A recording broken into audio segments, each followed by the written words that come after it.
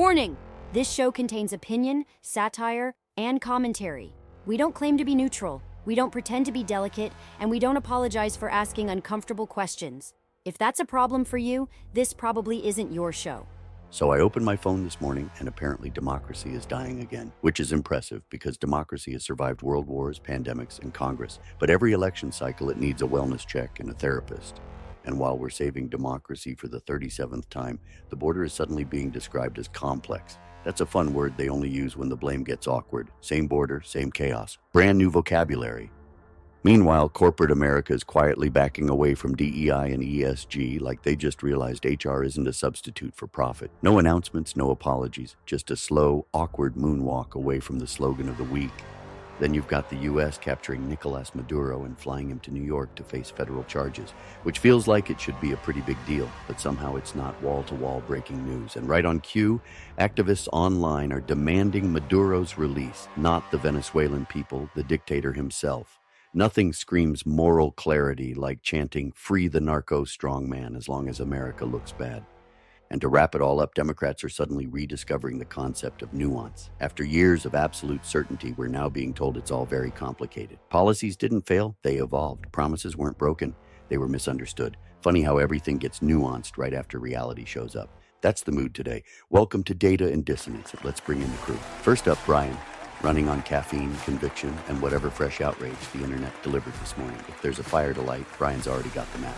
Next, Rachel, the independent voice, here to remind us that facts still matter even when they're inconvenient and that not every problem needs a hashtag before it needs a solution. Then Daniel, already convinced there's a pattern, a motive, and at least 3 strings being pulled behind every headline. If you hear the phrase, "that's not an accident," it's probably coming from him. And I'm Artie, your host, your referee, and the guy driving this thing straight through the spin. All right, let's slow this down and actually dig into this, because this story isn't just another headline you scroll past and forget about. It's a mirror.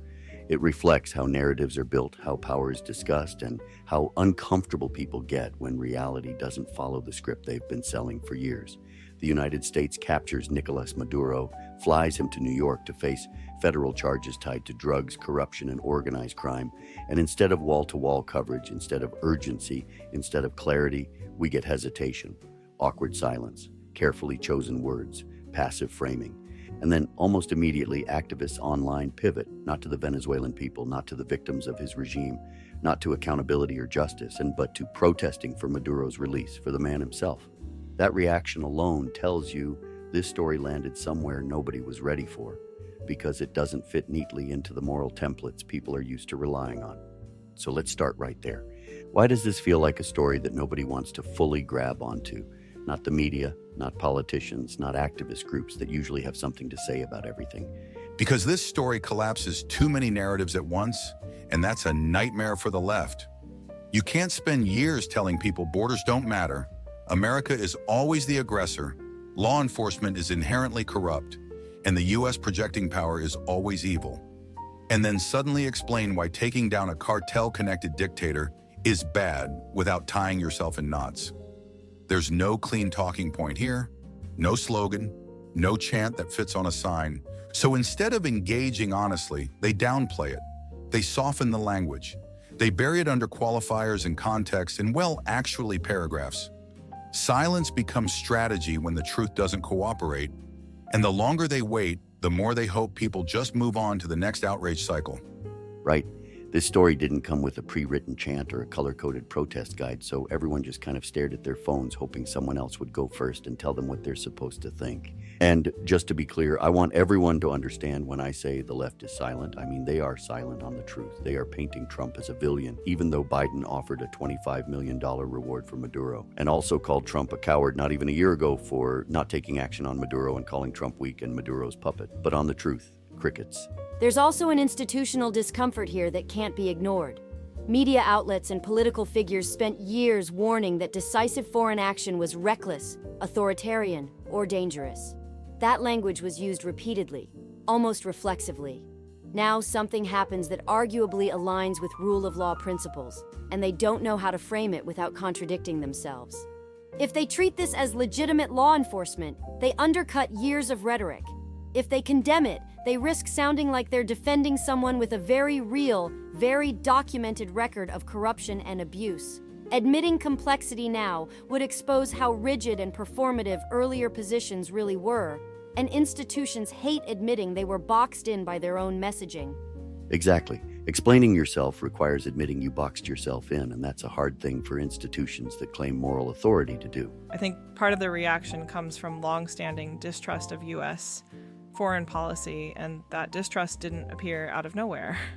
For a lot of people on the left, any announcement that starts with the U.S. captured a foreign leader immediately triggers historical skepticism, coups, regime change, unintended consequences, and disasters that were sold as good intentions. That instinct exists for a reason. The problem is when that skepticism becomes automatic opposition, when there's no pause to assess who the person is, what they've done, and who's actually been harmed. When skepticism turns into reflex, it stops being critical thinking and starts being ideological muscle memory.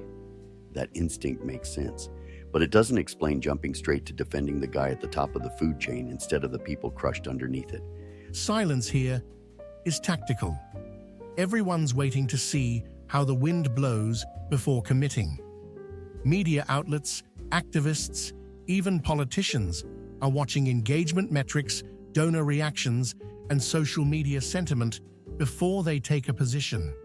If they celebrate it, they alienate their base. If they condemn it, they risk defending a criminal regime.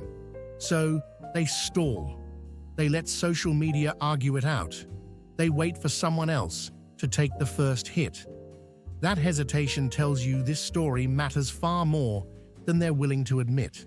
Because when narratives are stable, reactions are instant. When narratives are threatened, everything slows down. All right, that explains the quiet. Now let's talk about the pivot, because this is where things get surreal. We're not just seeing criticism of U.S. action, we're seeing protests and online activism calling for Maduro's release, not justice for Venezuelans, not accountability, not transparency, the dictator himself. How does anti-authoritarianism flip into free the strongman this fast? It's ideological reflex mixed with selective morality. If America is framed as the villain in every story, then whoever stands opposite America automatically gets rebranded as a victim, regardless of their record. That shortcut bypasses facts, context, and actual harm. It's not that people don't care about human rights. It's that their framework only allows them to care when the villain fits the approved profile. Once you reduce the world to oppressor versus oppressed with no nuance, reality becomes inconvenient. That's not nuance, that's autopilot. A lot of these protests aren't really about Maduro as a person. They're about opposing American power and intervention as a principle. For some activists, resisting U.S. authority has become the primary moral lens, and everything else gets filtered through that. The danger is when opposition becomes so reflexive that it erases the lived reality of people suffering under these regimes. At that point, the movement stops being about justice and starts being about symbolism. So the moral compass spins until it lands on dictators, but anti-American. We've seen this play out repeatedly. Cuba, Iran, Venezuela. If a regime positions itself as hostile enough to the U.S., its crimes get contextualized, minimized, or reframed as propaganda. That's not activism, it's narrative inversion. And it always ends the same way. Real victims get sidelined because they're inconvenient to the story activists want to tell. Human rights, terms and conditions apply. They don't oppose strongmen. They oppose American strength. That's the through line. If the U.S. shows resolve, it must be bad. If criminals exploit weakness, that's somehow a social justice issue. This mindset doesn't lead to peace or justice. It leads to paralysis, excuses, and endless protests that somehow never help the people they claim to care about. It's outrage without responsibility. And that's the hypocrisy people feel even if they can't articulate it. Now zoom out for a second. Strip away the outrage, the hashtags, the takes. What signal does this send? Not just to activists here at home, but to foreign leaders and cartel-backed regimes watching all of this unfold? It sends a mixed message. On one hand, the U.S. is clearly willing to act again. On the other, the cultural response is fragmented and hostile to its own institutions. Power without confidence invites challenge. Foreign actors don't just watch what we do. They watch how divided we are afterward, and they adjust accordingly. Action followed by confusion isn't exactly a clean signal. But it also sends a message that consequences are back on the table. For years, bad actors assumed the U.S. would talk, warn, and eventually back off. This changes that calculation. Deterrence doesn't require approval, it requires resolve. And that's been missing for a long time. And that absence has been felt globally. It also raises legitimate concerns about escalation and precedent. Strong action can deter, but it can also provoke. Pretending either side of that equation doesn't exist is dangerous. Power has consequences, and ignoring them is just as reckless as denying responsibility. That's fair. Strength without discipline becomes something else entirely. The long-term issue here is trust. If institutions want people to support actions like this, transparency matters. Without it, every move gets filtered through suspicion, regardless of merit. Trust can be rebuilt, but only if honesty replaces messaging and accountability replaces spin. And right now, skepticism isn't irrational. It's learned behavior. This isn't just about Maduro, it's about narrative, power, and what happens when reality refuses to follow the script. All right, quick pause before we close this out. If you're listening to this thinking, yeah, I don't buy the narrative either, you're not alone. And that's kind of the point of this show. We've got coffee, gear, and merch built for people who still believe thinking for yourself isn't a crime. No corporate slogans, no fake outrage. Just stuff that supports the show and lets you wear your skepticism proudly. The link is in the description. Grab something if you can, share it if you can't, and either way, thanks for helping keep Data and Dissonance independent and unfiltered. What we're watching right now isn't just a reaction to one foreign policy move, it's a stress test for credibility. The capture of Nicolás Maduro didn't just expose a dictator, it exposed how uncomfortable our media and activist culture has become with reality when it refuses to behave on cue. Instead of clear-eyed discussion, we got silence, deflection, and then outright moral inversion, where opposing America mattered more than acknowledging the damage done by a cartel-connected strongman. That should bother people across the political spectrum because it tells us something fundamental has broken in how power and accountability are discussed. Conservatism, at its core, isn't about blind loyalty to the state or cheering every show of force. It's about responsibility, individual responsibility, institutional responsibility, and the understanding that actions have consequences. When criminals exploit weakness, they don't become victims, they become emboldened. When regimes poison their own people, traffic drugs, and destabilize entire regions, they don't deserve protection just because the United States is the one holding them accountable.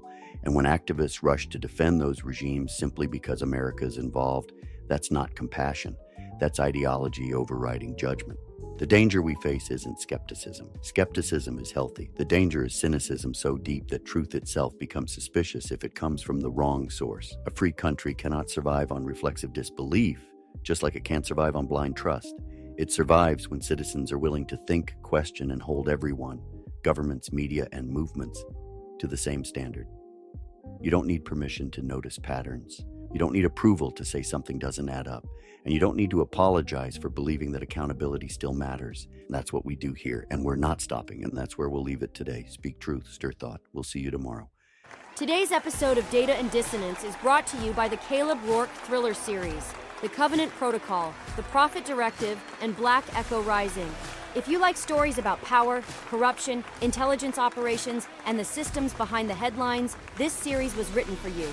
These aren't fantasy villains. They're the kinds of threats that hide behind institutions, bureaucracy, and plausible deniability. The links are in the description. Pick up a copy, support the show, and dive into a world where truth is dangerous and silence has a cost.